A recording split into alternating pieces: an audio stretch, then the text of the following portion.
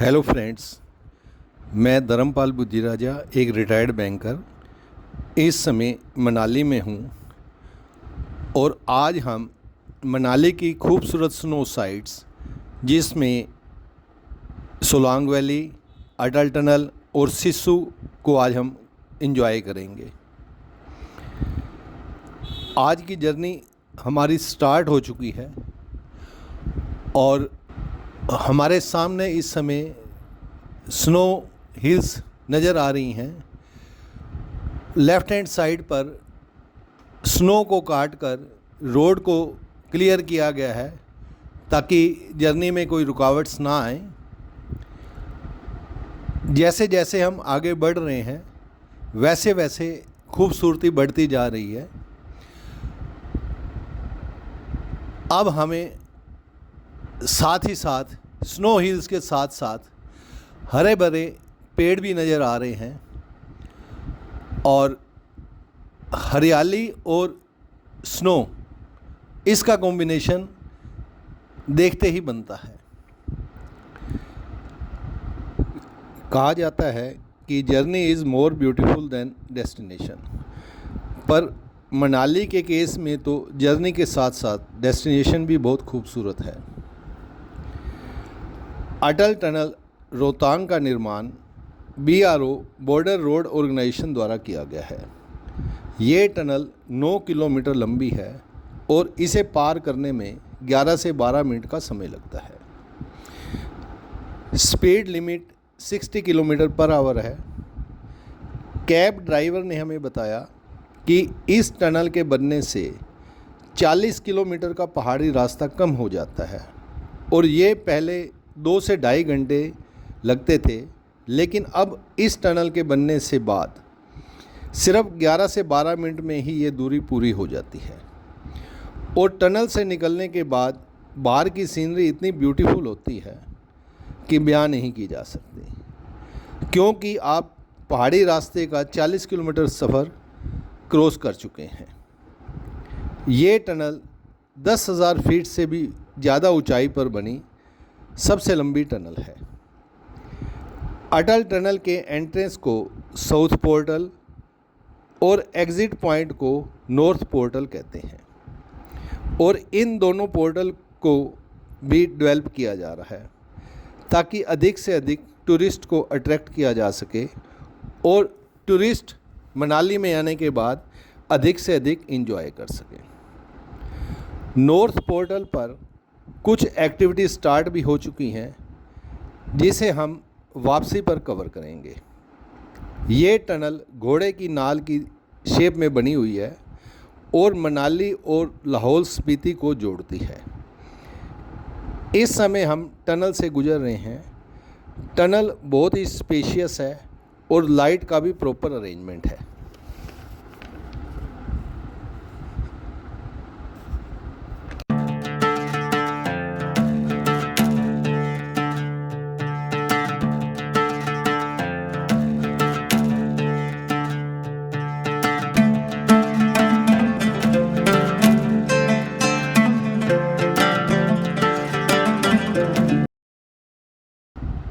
इस समय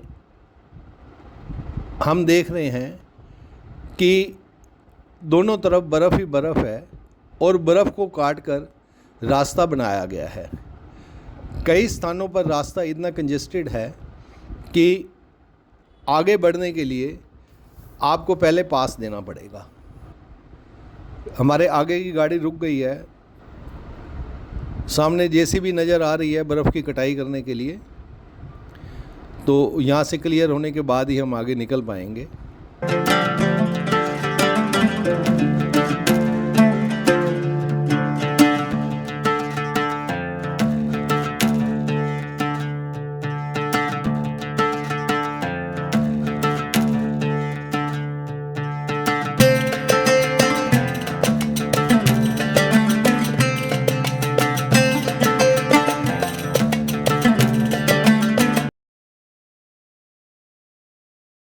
इस समय हम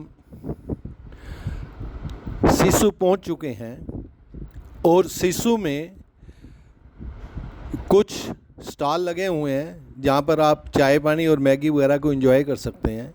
ये आप देख रहे हैं कि किसी जेंटलमैन ने बड़ी खूबसूरत शेप बनाई हुई है। सिसु में हर तरफ चारों तरफ बर्फ़ ही बर्फ़ फैली हुई है और यहाँ पर स्कीइंग, एटीवी और जिप लाइन वगैरह एडवेंचर एक्टिविटीज़ भी हो रही हैं। जिप लाइन को तो हम भी इंजॉय करेंगे अभी। अब मैं आपको सिसु से 360 डिग्री व्यू आपसे शेयर करता हूँ।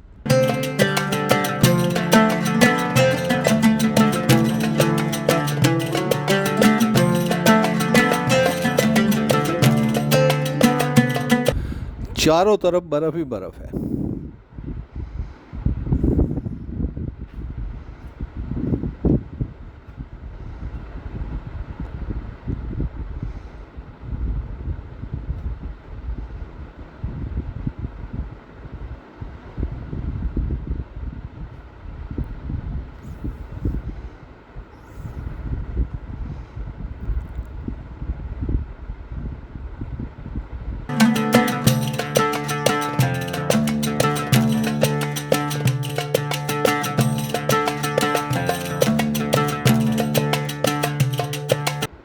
सिसु को एंजॉय करने के बाद अब हम वापस अटल टनल की ओर जा रहे हैं। जैसे कि मैंने पहले भी बताया है कि अटल टनल के नॉर्थ पोर्टल को डेवलप किया जा रहा है और वहाँ पर कुछ एक्टिविटीज़ स्टार्ट हो चुकी हैं। हमारे राइट हैंड साइड पर आप देख रहे हैं कि एक बर्फ़ की चद्दर सी नीचे बिछी हुई है। ये एक्चुअल में चंद्रा नदी है जो कि इस समय जमी हुई है।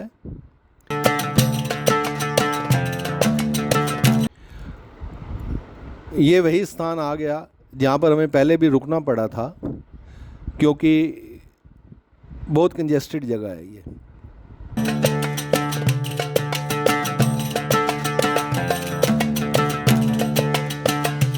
जब से अटल टनल को डेवलप किया जा रहा है, लोगों का क्रेज़ सिसु के लिए बढ़ता जा रहा है क्योंकि सिसु जब लोग आते हैं तो रास्ते में अटल टनल के नॉर्थ पोर्टल पर भी इंजॉय करते हैं और सोलांग वैली पर तो इंजॉय करते ही हैं।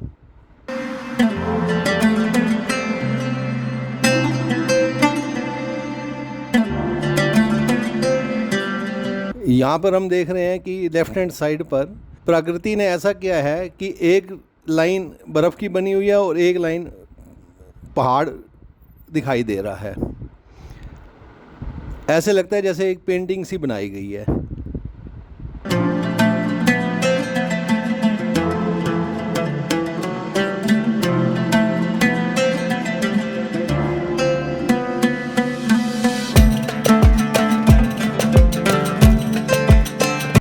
जैसे जैसे हम आगे बढ़ रहे हैं वैसे वैसे चंद्रा नदी पानी के रूप में बहती हुई हमें नज़र आ रही है। हालांकि उसकी साइड पे अभी भी बर्फ़ जमी हुई है लेकिन नदी का रूप अब हमें साफ नज़र आ रहा है।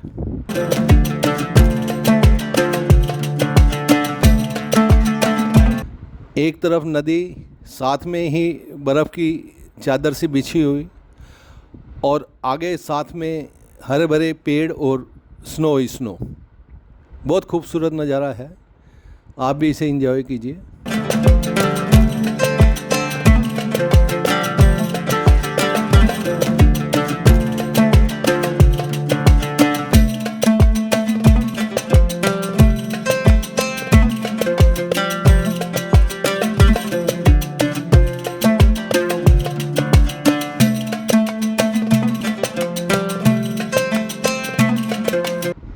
हरे भरे पेड़ और स्नो बहुत खूबसूरत दिखाई दे रहे हैं।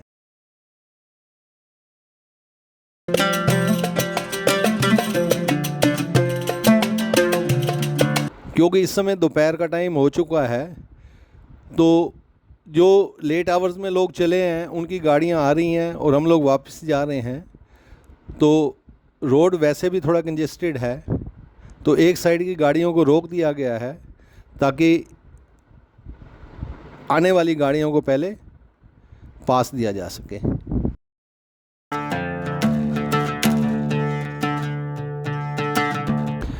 इस समय हम अटल टनल के नॉर्थ पोर्टल पर पहुंच चुके हैं और यहाँ पर आप देख रहे हैं कि बच्चों के झूले लगे हुए हैं। इसके अलावा यहाँ पर स्कीइंग और एटीवी और बाकी गेम्स भी अवेलेबल हैं। लोगों की अच्छी भीड़ है।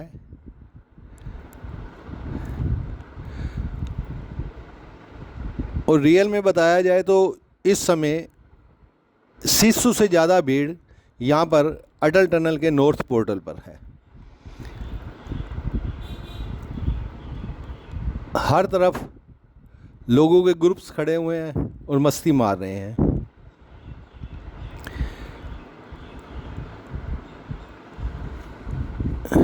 ये सामने हमें अटल टनल का गेट नज़र आ रहा है।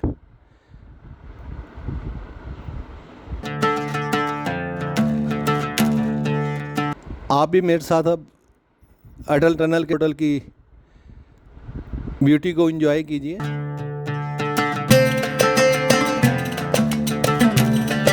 लोगों को यहाँ पर चंद्रा नदी के पास बैठे हुए देखा जा सकता है।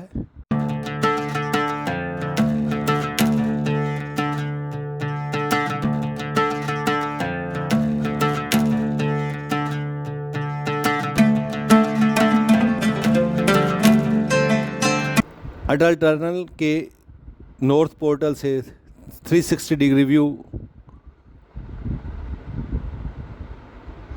आप देख रहे हैं कि कितनी भीड़ है यहाँ पे इस समय। जबकि हम सिसु में गए थे तो ज़्यादा क्राउड हमें नज़र नहीं आई थी।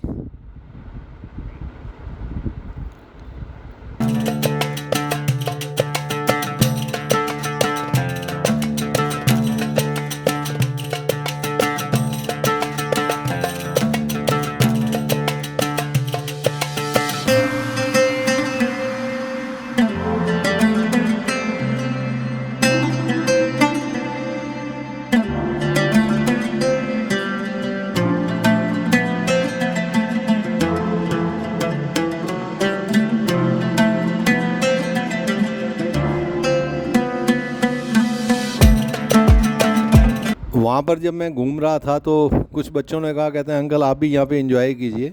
तो बच्चों के साथ एंजॉय किया। अब हम सोलांग वैली के लिए निकल रहे हैं। ये सामने बोर्ड लगा हुआ है जहाँ पर शिमला, चंडीगढ़, दिल्ली की दूरी बताई गई है।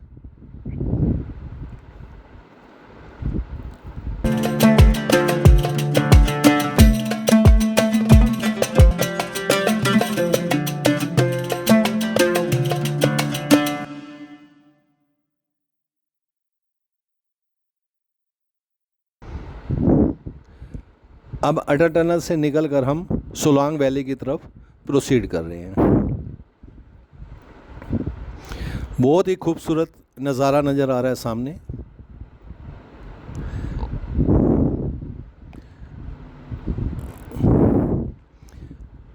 मेरी कोशिश तो यही है कि जितने भी खूबसूरत सीनरीज मेरे को लगते हैं मैं आप लोगों से शेयर करूं। यहाँ आप देखिए हरे भरे पेड़ और स्नो हिल्स, वेरी ब्यूटीफुल।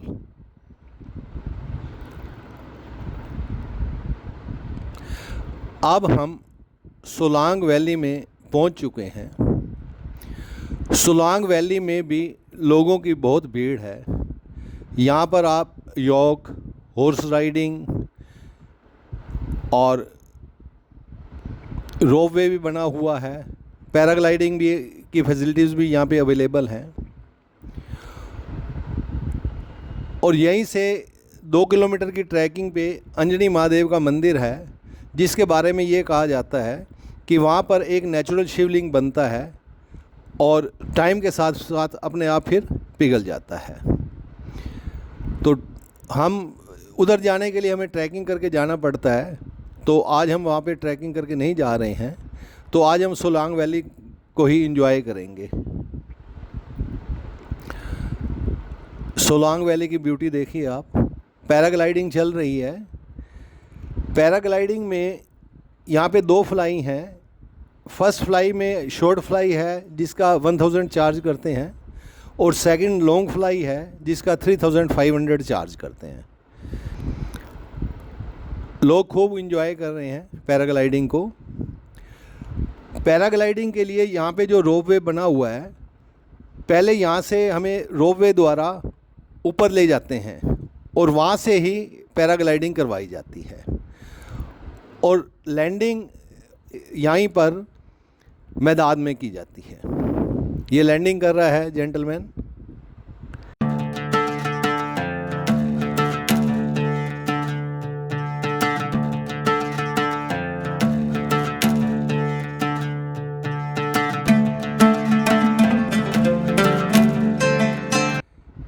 इस समय हम वशिष्ठ टेम्पल पहुंच चुके हैं।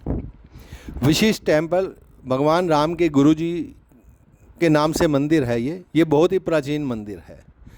यहाँ पर एक कुंड भी बना हुआ है जिसमें गर्म पानी आता है, और ये पानी नेचुरली गर्म है।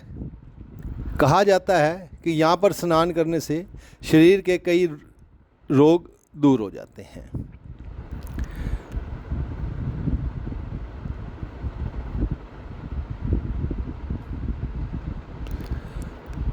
मंदिर रेनोवेट किया गया हुआ है।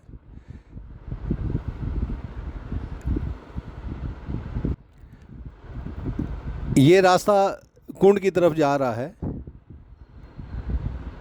लोग कुंड में स्नान कर रहे हैं और सामने पानी पाइप के द्वारा नीचे आ रहा है, और कुंड के साथ ही एक छोटा सा मंदिर भी बना हुआ है।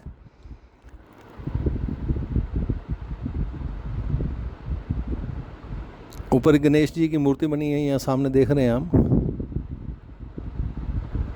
आने और जाने के लिए कुंड के लिए जो गेट है वो बहुत छोटा है, इसलिए अगर आप जाते हैं तो अपने सिर को बचा कर रखें।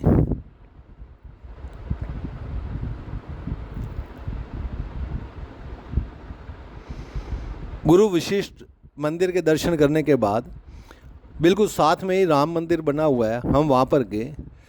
राम मंदिर भी बहुत प्राचीन मंदिर है, और उसके फ्रंट को रेनोवेट किया गया है। अब आप सामने देख रहे हैं कि पीछे प्राचीन मंदिर के गुंबद नज़र आ रहे हैं, और अंदर बहुत ही खूबसूरत मूर्तियां रखी हुई हैं।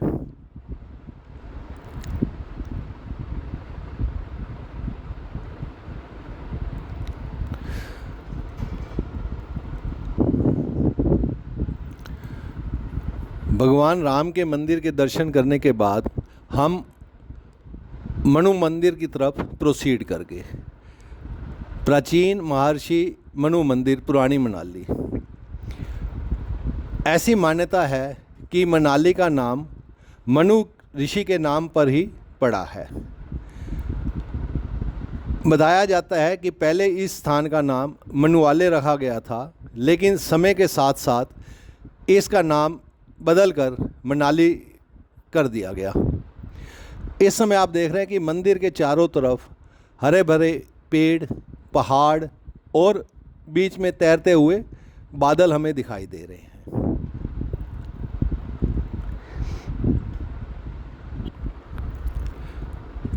इस प्राचीन मंदिर में प्राचीन मूर्तियां रखी गई हैं, और मंदिर को रेनोवेट भी किया गया है।